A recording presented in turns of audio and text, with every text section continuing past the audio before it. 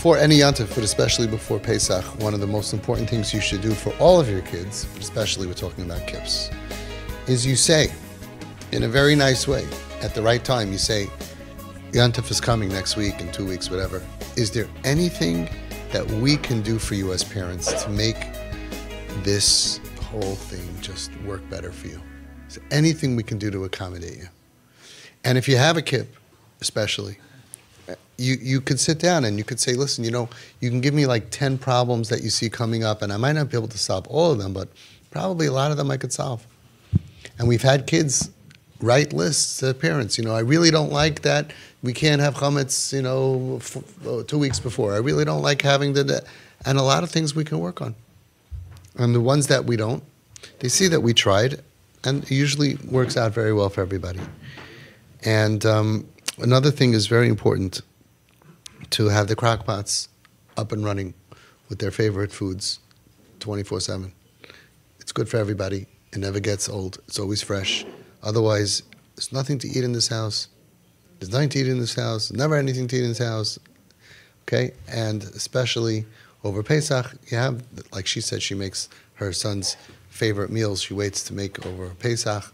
Put in good stuff in the crock pots. You could buy a bunch of little ones, and it helps them develop an appetite. It smells good. It's homemade stuff, and it smells good. And hopefully they'll fill up on that, and hopefully less on the other stuff. You do have to be prepared for all kinds of scenarios and discuss with your Rav beforehand. Most of the mistakes that people make in the name of Hashem are by being too machmir because they don't know the halacha. And you need to speak to your Rav beforehand, and you'll find out that, I didn't know. A lot of kids were hurt and pushed away from Yiddishkeit in the name of Hashem on things that they thought has to be done a certain way, but they didn't know the sugya. And just to open up our eyes and ears and minds, I'll tell one story, and once you realize that you don't know that, you'll realize how many other things that we don't know. There was a father that had a son who was off the derech, and the son went over to the father and said, Abba, Daddy, Tati, please buy me a car. I'd love to have a car. And the father said, no problem, my dear son. I'm happy to buy you a car on one condition. You don't drive it on Shabbos. Now, if you go ahead and ask all your friends, and a lot of Rabbanim even, everybody would say, you did the right thing. I mean, after all, what are you supposed to do? You're going to put a gun into his hand? He's going to drive a car on Shabbos, Machal Shabbos, B'fer Hesia, you're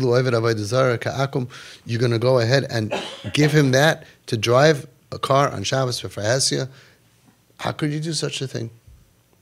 The father said, no deal. The kid deteriorated, the relationship deteriorated, and the kid never came back to Yiddishkeit. Rav Gershon Edelstein Shlita tells the story, and is brought down in Ma'aseh Ish, but he knew the story. Kishehagia el Rabbeinu, when the story reached the Chazon Ish, he was miyayetz the father. It's kedai to buy the kid the car l'loi shum tanai. Don't tell him when to drive it. Don't tell him when not to drive it. Why? He's going to use it for bad things. So he says, kedai shetiskadel hashpa'asa yalav. In order that your hashpa'ah, your influence should grow, because that's what brings kids back, not by not participating, whatever. Now, obviously, if this is asur lahalacha, the Chazon Ish wouldn't tell him to do it. People assume that it's asur lahalacha. It's obviously not. And Reb Gershon said that unfortunately the father, Ober Chacham, had to be smarter than the Chazon Ish. He did not listen, and the kid never came back. We have to listen to Das Torah. So same thing with Pesach. A lot of people, we would never imagine to a regular person, and Nebuch, I feel so terrible that so many thousands of families in Klal Yisrael, so many beautiful families have to now think about having chametz in your house on Pesach. It's horrible. It's horrific. But if that's your reality, you have to speak to your Rav, because we're not going to lose our children against halacha. It's one thing if somebody's going to lose their kid because of halacha, but I have never found that halacha that causes that to happen. So you have to speak to your Rav about every single thing, and the Rav has to be a Rav that understands, and they are very understanding. One Rav explained it to parents, and he said very simple. He said, what happens if you're in college, or you're a doctor, you're a nurse, and you're sharing a room with a guy? You're going to tell him not to bring pizza into the room? You're going to have your stuff It's going to be chum. It's going to be matzah. It's going to be separate. And you don't control what your roommate does. And what if he's a Jew and he's not frum?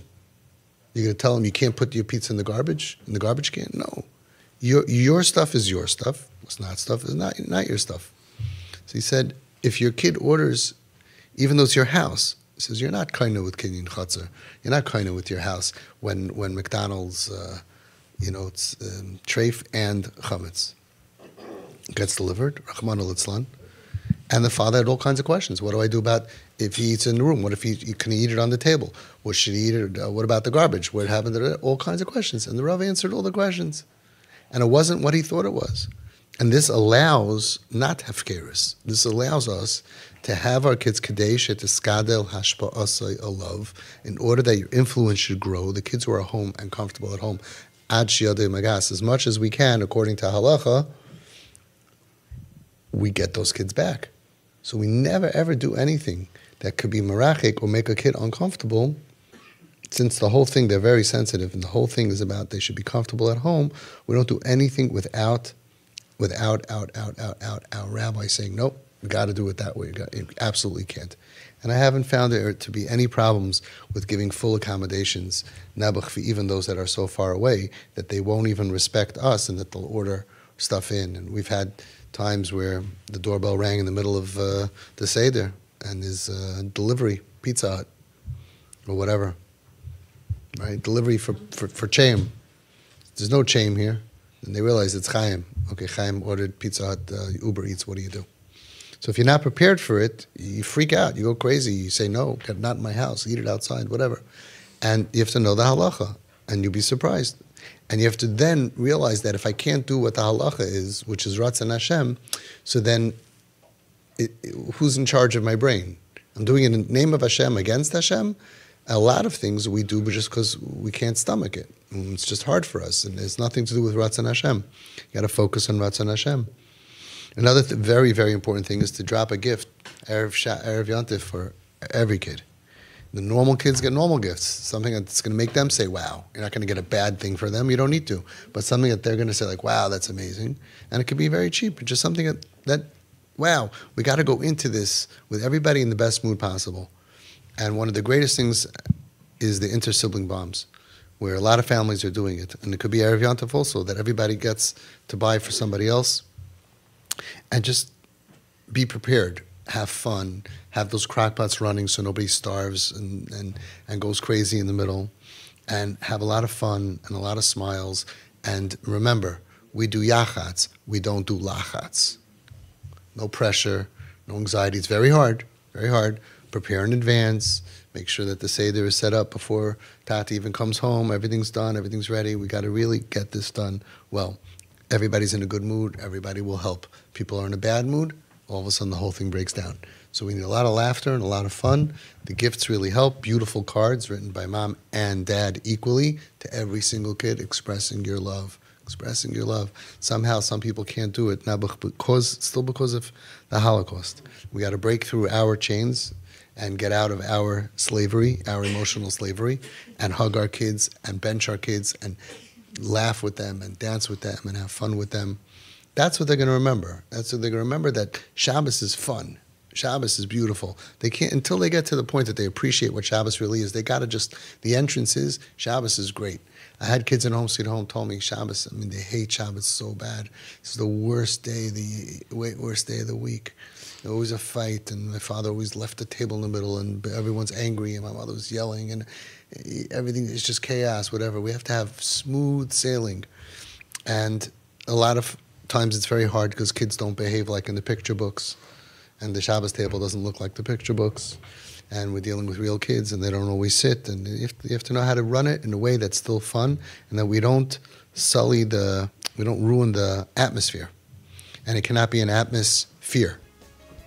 It can't be ruled by fear, and that stuff doesn't work anymore. So the gifts really, really help to get everybody in a good mood. Everybody should be in a great mood, and everything should be chilled. And Hashem should help that you should have siyata d'shmaya. It's not easy.